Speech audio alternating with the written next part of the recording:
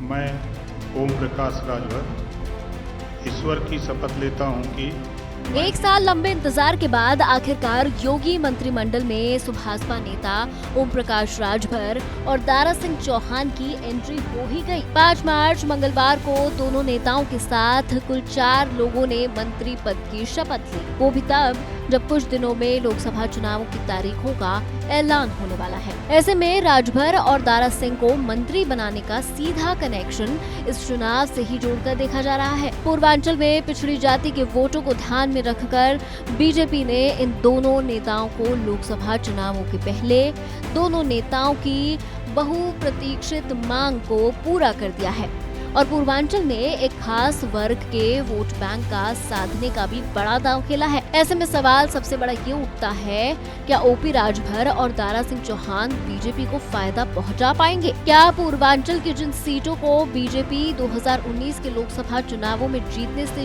चूक गई थी या 2022 के विधानसभा चुनावों में जिन जगहों से बीजेपी का सुपड़ा साफ हो गया था, वहाँ राजभर और दारा सिंह के सहारे पार्टी कमल खिला पाएगी? वो भी उस स्थिति में जब राजभर और दारा सिंह घोसी के रूप में अपनी पहली ही परीक्षा में हार गए थे। ऐसे में फिर कैसे मान लिया जाए कि राजभर और दारा सिंह पूर्वांचल में बीजेपी के लिए एक्स फैक्टर है? इसे हम पिछले चुनावों के आंकड़ों से समझते हैं। 2024 लोकसभा चुनाव में बीजेपी ने आजमगढ़ को छोड़कर पूर्वी यूपी की 28 में से 37 सीटों पर जीत हासिल की थी, लेकिन 2019 में बसपा, सपा और आरएलडी एक साथ मिलकर गठबंधन में चुनाव लड़े थे और पूर्वी यूपी में बीजेपी ने 6 सीटें गंवा दी थी। इसके पीछे सबसे बड़ा कारण ये माना गया कि ओम प्रकाश राजभर की पार्टी एनडीए में नहीं थी। राजभर की पार्टी सुभाषपा ने 24 सीटों पर अपने उम्मीदवार उतारे थे। राजभर एक भी सीट जीत नहीं पाए थे, लेकिन उन्होंने बीजेपी की हार की स्क्रिप्ट तैयार कर दी थी। राजभर गाजीपुर जिले से विधायक हैं, लेकिन उनकी ताकत वाराणसी, इलाहाबाद, गोरखपुर समेत पूर्वांचल के 16 जिलों में है। ऐसे में बीजेपी को उम्मीद है कि अपना दल एस, निषाद पार्टी, सुभाषपा और दारा सिंह चौहान मिलकर पूर्वांचल और अवध में इस बार पार्टी को सारी सीटें जिता सकते हैं। लोकसभा में ही नहीं, राजभर का फैक्टर 2022 के विधानसभा चुनावों में भी देखने को मिला। पूर्वांचल के आंकड़ों पर गौर करें तो राजभरों का वोट नहीं मिलने के कारण बीजेपी को करीब 25 से 30 सीटों का नुकसान उठाना पड़ा था, लेकिन राजभर के एनडीए के साथ आते ही आजमगढ़ में बीजेपी की बड़ी जीत हुई थी। बता दें कि यूपी में राजभरों की आबादी करीब 2.40% है और यह आबादी सबसे ज्यादा पूर्वांचल के जिले में है।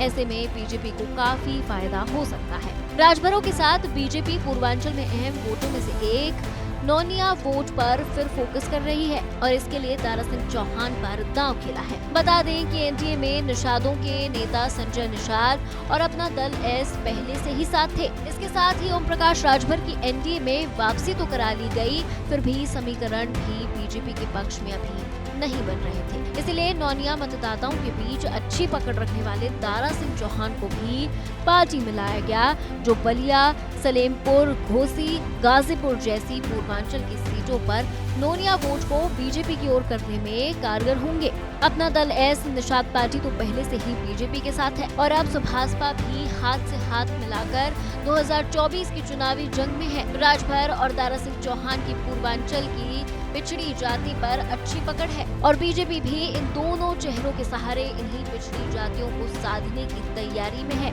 तभी तो घोसी के नतीजों को भुलाकर पार्टी ने दोनों को मंत्री बनाया और यूपी में अपने मिशन 80 के लिए मजबूत दांव खेला है।